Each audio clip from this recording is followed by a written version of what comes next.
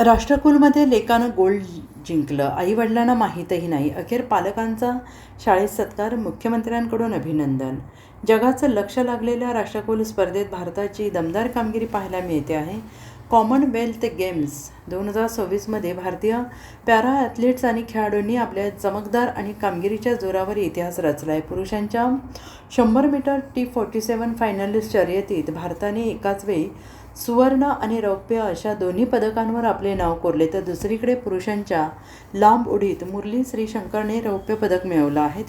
त्यामध्ये पुरुषांच्या 100 metre T47 अंतिम शर्यतीत नाशिकच्या सुरगाणा तालुक्यातील आदिवासी पाड्यातील दिलीप महादू गावित याने सुवर्णपदक पटकावत देशाची मान उंचावली. दिलीपच्या या यशाबद्दल मुख्यमंत्री देवेंद्र फडणवीस यांनी त्यांचे अभिनंदन केले, तर गावाकडे त्याच्या आईवडिलांना हे माहीतही नाही. दिलीपच्या शिक्षकांनी फोन करून सांगितलं की पुरुषांच्या 100 मीटर T47 फायनलमध्ये भारतीय धावपटूंनी अप्रतिम कौशल्याचे प्रदर्शन केले. शर्यतीदरम्यान दिलीप गावित एका टप्प्यावर 4थ्या क्रमांकावर घसरला होता, मात्र अखेरच्या काही सेकंदात त्यांनी दाखवलेला जबरदस्त वेग सगळ्यांना थक्क करणारा ठरला. दिलीप गावितने 10.71 सेकंदाची वेळ नोंदवत थेट पहिले स्थान पटकावले, सुवर्णपदक आपल्या नावे केले. दिलीपने अवघ्या 10 मिनिटं 71 सेकंदमध्ये शर्यत पूर्ण करत राष्ट्रकुल स्पर्धेतील विक्रमी आणि हंगामातील सर्वोत्तम वेळ नोंदवली.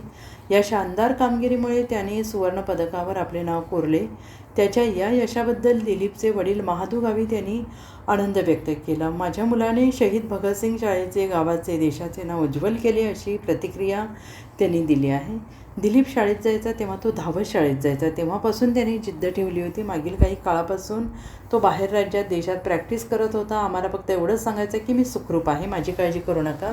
त्याचा फोन पण लागत नसायचा. आज त्याने देशासाठी सुवर्णपदक जिंकले हे मला शाळेतील सरांकडून कळालं. आम्ही TV वर बघितलं नाही, आमच्याकडे लाईट नाही, असं म्हणत दिलीपच्या वडिलांना लेकाच्या विजयाचा आनंद व्यक्त केला. आमच्यासाठी ही अभिमानाची गोष्ट असल्याचं दिलीपचे वडील महादू गावित यांनी म्हटलेलं आहे.